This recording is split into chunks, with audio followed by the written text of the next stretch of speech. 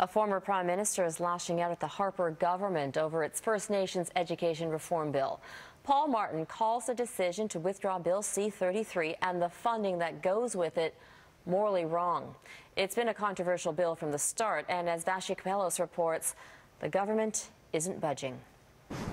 The relationship between First Nations and Ottawa came to a head this week. The federal government decided not to go ahead with Bill C-33, its First Nations education reform bill, after the Assembly of First Nations voted to reject the bill. Overturn 119. I think what the government is doing is morally wrong. In an interview with the West Block set to air Sunday, former Prime Minister Paul Martin came out swinging against the Harper government for shelving not only the bill but the $2 billion of funding that came with it. What they've been playing is a very tough game here, really an unfair game with the First Nations, and you're seeing the result of it. The government says it's disappointed the AFN voted to reject the bill.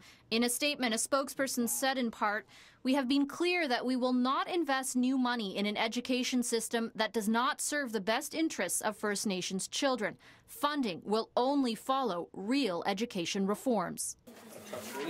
Those reforms have been at the heart of divisions within the AFN over C-33 from the start. If you asked all of the mayors in Canada to come to a consensus, would you expect them to?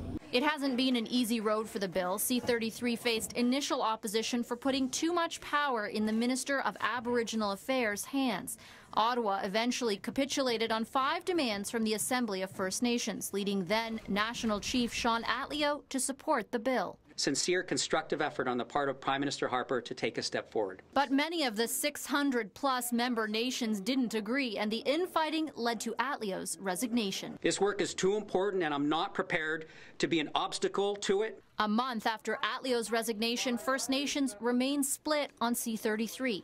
Some communities hope it can be reintroduced with major changes, but the minister maintains he won't start from scratch on legislation. The message, if you want the funding, take the bill. Martin, who now spends much of his professional time focused on Aboriginal issues, says it shouldn't be an either-or. The government's position is unconscionable.